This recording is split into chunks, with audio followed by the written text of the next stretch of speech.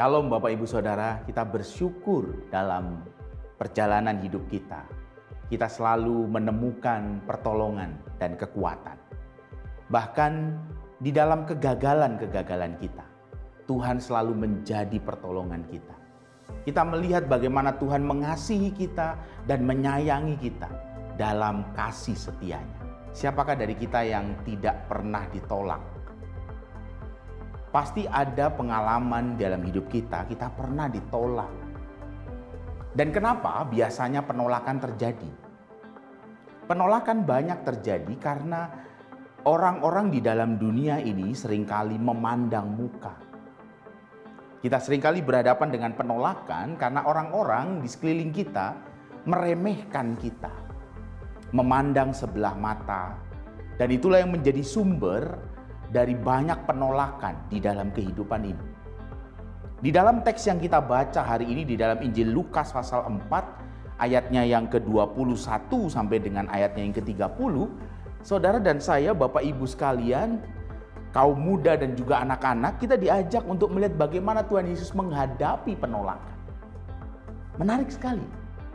Bagaimana Tuhan Yesus menghadapi penolakan, dan itu sebuah hal yang perlu kita teladani, perlu kita contoh, perlu kita renungkan, apa yang bisa kita ambil sebagai sebuah pembelajaran dalam hidup kita. Saudaraku yang dikasihi Tuhan, satu waktu saya pernah berkhotbah di Surabaya. Saya diundang di sebuah gereja di Surabaya untuk berkhotbah, saudara. Lalu dalam perjalanan ke gereja itu saya tidak terlalu tahu jalannya untuk menuju gereja di mana saya harus melayani. Lalu saya dihantar oleh kakak saya. Saya dihantar oleh kakak saya dan saya yang berkata pada kakak saya, biarkan saya yang setir mobilnya. Supaya saya mulai belajar menghafal jalan-jalan di Surabaya. Lalu kakak saya duduk di samping saya dan saya yang setir mobil. Sampailah kami tiba di gereja tempat saya harus melayani. Terjadilah sesuatu yang membuat saya geli, membuat saya tertawa mengingat peristiwa itu. Dua orang penatua datang menghampiri mobil dengan plat AB dan mereka sudah tahu bahwa AB dari Jogja ini mesti mobil Pak Pendeta yang akan berkhotbah besok. Pintu mobil dibuka oleh penatua yang menghampiri mobil kami, dan pintu yang dibuka, Bapak Ibu Saudara tahu, pintu tempat kakak saya duduk. Pintu mobil dibuka dan kemudian mereka berkata kepada kakak saya, "Selamat datang Pak Pendeta." Kakak saya bingung. Kakak saya bingung dan dia disambut seolah-olah dialah pendetanya yang besok akan berkhotbah di gereja itu. Lalu kakak saya berkata, "Bukan saya pendetanya. Pendetanya yang sedang supir mobil." Ini sebuah pengalaman saja menggelitik dan ini menjadi sebuah pengalaman yang menarik. Bapak Ibu, seringkali kalau kita melihat seseorang pada posisi tertentu, maka posisi duduk saja di sebuah mobil itu menentukan seorang itu berarti atau tidak. Kakak saya yang duduk di kursi penumpang dan saya yang duduk di kursi driver, maka kakak saya dilihat sebagai orang yang lebih pantas untuk dilihat sebagai pendeta dibandingkan saya yang duduk di kursi driver. Kita lihat, inilah cara pandang dunia, inilah cara pandang kebanyakan orang, bahwa orang akan melihat dengan mudah lalu mengambil kesimpulan, lalu membuat ukuran-ukuran. Dan ketika ukuran itu tidak cocok, maka orang-orang itu akan memberi batas pada orang-orang tertentu. Penolakan yang dihadapi Tuhan Yesus adalah sebuah penolakan ketika Tuhan Yesus kembali ke daerah asalnya, ke Nazaret, tempat di mana dia dibesarkan oleh Yusuf dan Maria. Yesus ditolak di Nazaret, tempat di mana dia dibesarkan dalam satu keluarga, Yusuf dan Maria, dan bersama dengan saudara-saudaranya. Yesus mengalami penolakan. Penolakannya pun menarik. Penolakannya berdasarkan sebuah hal di mana Yesus dilihat hanya sebagai seorang anak Yusuf, seorang anak tukang kayu. Perhatikan di ayat 22. Di ayat 22 itulah terjadi persoalan yang kemudian direspon oleh Yesus. Saya bacakan ayat 22 kembali. Dan semua orang itu membenarkan dia. Dan mereka heran akan kata-kata yang indah yang diucapkan Yesus. Lalu kata mereka, bukankah ia ini anak Yusuf? Sebuah pertanyaan. Dari sekian hal yang indah, sekian hal yang begitu hebat di dalam pengajaran Yesus saat itu, kemudian seolah-olah dipertemukan dengan sebuah kenyataan. Dia ini anak Yusuf, anak tukang kayu, dan kita tahu betul bagaimana dia dari masa kanak-kanak sampai kemudian dia menjadi dewasa. Dia anak tukang kayu. Dia anak Yusuf. Sebuah persoalan muncul.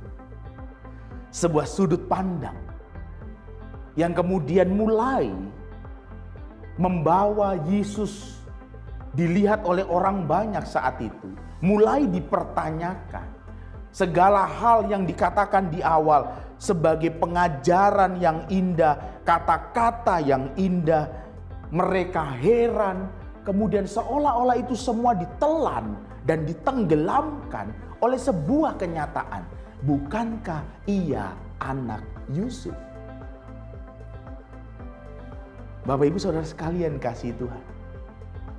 Kita belajar dari sikap Tuhan Yesus yang kemudian mengatakan tentang iman yang harus dimiliki oleh orang banyak. Ketika mereka melihat Yesus yang diutus oleh Allah, mereka butuh iman. Mereka butuh sebuah sudut pandang yang berbeda dengan sudut pandang dunia ini. Tuhan Yesus di dalam menghadapi penolakan, Tuhan Yesus tetap menyampaikan sebuah kebenaran. Ditolak tidak apa-apa, tetapi tetaplah menyampaikan sebuah kebenaran yang terus mengingatkan mereka. Kebenaran yang menggelisahkan mereka. Sehingga mereka di dalam penolakan mereka, mereka menjadi orang yang kemudian merenung dan kemudian belajar. Ini satu sikap yang menarik di dalam Tuhan Yesus menghadapi penolakan dengan kasih. Tetap menyatakan kebenaran. Tetap menyatakan sesuatu untuk menggelisahkan mereka yang menolak. Bapak Ibu Saudara sekalian, kita perhatikan. Di dalam perikop yang kita baca kemudian Tuhan Yesus mengatakan tentang gambaran-gambaran di dalam perjanjian lama tentang Elia dan Elisa. Elia dan Elisa yang justru tidak melakukan sesuatu yang besar kepada orang-orang Israel, orang-orang yang menjadi umat Tuhan saat itu. Justru Elia dan Elisa dipakai oleh Tuhan untuk berkarya di sebuah wilayah. Seorang janda Sarfat. Demikian juga dengan Elisa yang justru dipakai untuk pemulihan seorang perwira yang bernama Naaman, pemulihan dari sakit kustanya. Sebuah hal yang menarik. Sebuah kebenaran yang dikatakan di dalam penolakan yang dihadapi. Bapak Ibu Saudara sekalian yang dikasihi Tuhan, sebuah penolakan tidak lalu membuat kita berhenti menyampaikan kebenaran.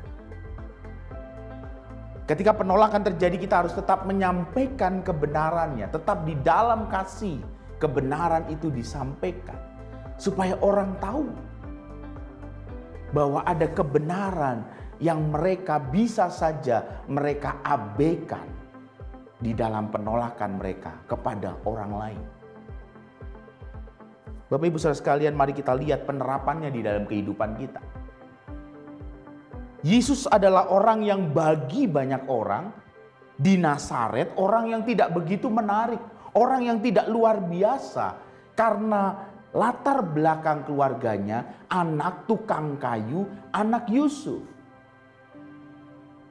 Maka itu membuat semua hal yang hebat, membuat semua hal yang luar biasa, semua hal yang indah menjadi tenggelam.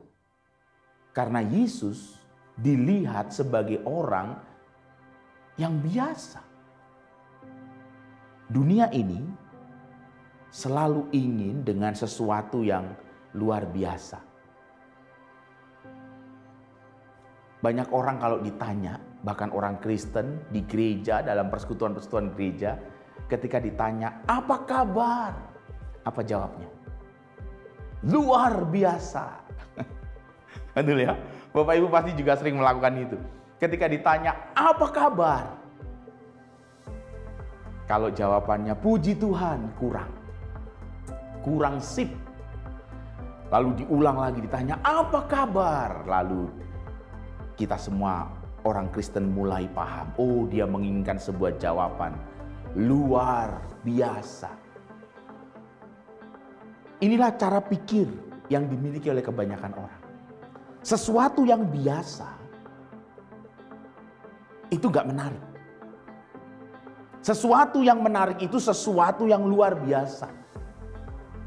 Sesuatu yang harus dipegang, sesuatu yang bisa diterima ketika sesuatu itu luar biasa. Tetapi perhatikan, Tuhan Yesus tetap menyatakan di dalam menghadapi penolakan. Tuhan Yesus tetap menyatakan bahwa yang biasa itu sebuah kebenaran. Yang biasa itu penting. Yang biasa itu tidak lalu menjadi tidak berharga karena ada sesuatu yang luar biasa. Tuhan Yesus menyampaikan di dalam penolakan itu untuk orang melihat kebenaran bahwa yang biasa itu penting untuk tetap dihargai. Mari kita lihat di dalam kehidupan kekristenan kita, dalam kehidupan banyak gereja. Orang ketika sudah melihat hal yang luar biasa, lalu orang sudah tidak lagi menggunakan nalarnya, tidak lagi kritis, karena mereka melihat sesuatu yang pokoknya luar biasa. Melihat pendeta kalau sudah punya karunia bermujizat, itu pendeta yang luar biasa. Kalau pendeta nggak bisa buat mujizat, itu pendeta yang ya biasa saja dan nggak perlu lalu diikuti. Kalau pendeta itu punya pengalaman dari dukun santet lalu jadi pendeta, wah itu pendeta hebat. Pendeta yang bisa ngomong dengan setan, itu pendeta yang hebat. Pendeta yang pernah ke surga, itu pendeta yang hebat. Pendeta yang pernah ke neraka, itu pendeta yang hebat. Kenapa? Dunia ini senang dengan hal yang spektakuler. Dunia ini senang dengan sesuatu yang luar biasa. Dan Tuhan Yesus di dalam menghadapi penolakan, Tuhan Yesus mengatakan, kamu tidak boleh melupakan hal yang biasa. Menyatakan kebenaran. Karena di dalam kehidupan ini Bapak Ibu Saudara, ada banyak hal yang biasa yang harus kita lihat, dan itu sangat berarti, justru sangat berarti dalam hidup kita dibandingkan hal yang luar biasa. Tuhan yang luar biasa, Allah yang luar biasa itu hadir dalam sesuatu yang biasa. Gambarannya begini. Kita lihat Tuhan Yesus, Tuhan yang datang dari surga, dia datang ke dunia ini. mengambil rupa seorang hamba. Itu kebenaran. Maka di dalam melihat sebuah penolakan, kita harus melihat bahwa kita adalah orang-orang yang justru diajar oleh Tuhan untuk menghidupi kehambaan. Karena Tuhan sendiri yang begitu mulia, begitu luar biasa, mengambil posisi untuk menjadi biasa. Menjadi hamba, menjadi manusia. Sama dengan orang kebanyakan. Nah, kita diajak untuk belajar bagaimana Yesus menghadapi penolakan itu. Membawa setiap orang untuk melihat sebuah kebenaran yang hakiki. Kebenaran yang sejati. Jadi penolakan bukan lalu membuat kita membiarkan penolakan itu dalam kemenangannya. Tetapi penolakan harus kita sikapi dengan tetap menyatakan sebuah kebenaran bahwa Allah itu hadir dalam hal yang biasa.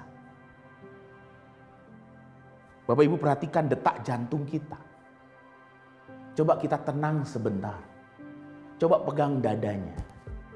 Bagaimana detak jantung kita? Dek, dek, dek, dek, dek, dek. Itu kan yang terjadi dengan jantung kita. Biasa atau luar biasa? Biasa. Dek, dek, dek, dek, dek, dek. Biasa. Setiap saat begitu. Coba kita ubah. Lebih dari biasanya. Kita ubah ritme detak jantung kita. Apa yang terjadi? Sakit. Kita bisa dibawa ke rumah sakit. Ketika detak jantung kita menjadi tidak biasa, detak jantung kita lalu menjadi luar biasa, Bapak Ibu dan saya akan dibawa ke rumah sakit. Tuhan di dalam seluruh pekerjaannya selalu menghadirkan hal-hal yang biasa. Justru dalam hal yang biasa itu kita melihat Tuhan yang luar biasa. Tuhan yang luar biasa. Bukan saya. Bukan kita. Tetapi Tuhan yang luar biasa. Dan itu yang mau dikatakan, yang ditunjukkan oleh Tuhan Yesus Bapak Ibu. Di dalam menghadapi penolakan. Kalau orang tidak bisa melihat aku. Kalau orang tidak bisa melihat kita. Biarlah orang tetap melihat Allah. Ini sikap kasih di dalam menghadapi penolakan. Kalau orang tidak bisa menerima kita, kita harus terus berjuang di dalam kasih. Karena apa? Karena supaya orang melihat Allah. Itu yang Yesus lakukan. Engkau lihat Elia, engkau lihat Elisa yang dipakai oleh Allah.